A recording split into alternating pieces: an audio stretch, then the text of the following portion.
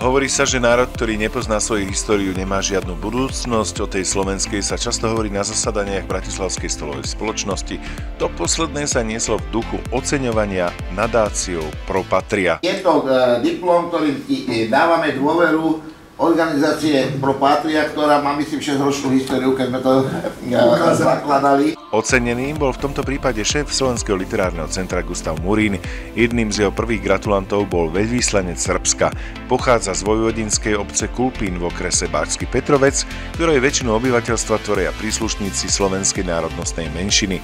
On sám študoval na tamojšom slovenskom gymnáziu. Som na Slovensku už 1 rok a na Slovensku sa cítim ako doma. Perfektnú spoluprácu máme a nemáme ani jednu otvorenú otázku. Máme sa vzťahy pomedzi naše dve národy bratské, sme Slavienia a v Srbsku žije 52 000 Slovákov. Človek, veľvyslanec, earthy man, jak sa hovorí, od zeme, úprimný, otvorený. Mám rád tie národy, však vždy som mal Juhoslovanov rád. Srbi, moja krvná skupina, jak sa hovorí.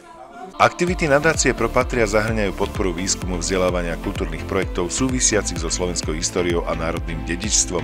Gustav Murín bol v Srbsku niekoľkokrát, aj tam podobne ako v Maďarsku, Chorvátsku či Kanade, organizoval zbierku kníh slovenských autorov pre našich krajanov. Uznávame jeho prácu pre slovenský národ, pretože tam to je hlavný obsah tejto ceny, pretože na Slovensku pracovať pre slovenský národ sa stále nevypláca. Skôr sú odmeňovaní tí, ktorí proti slovenskému národu pracujú, ako tí, ktorí niečo pre slovenský národ urobili. Si myslím, že to je veľká podsta, že si to niekto všimol.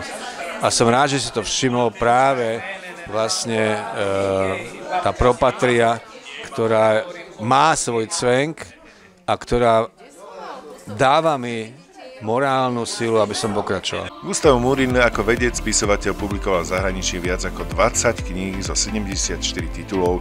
Pre rezort zahraničných vecí vytvoril databázu úspešných Slovákov vo svete. Ako dlhoročný veterán Pen klubu sa vždy zasadzoval o slobodu slova a demokraciu. Z Bratislavy Miriam Šuška.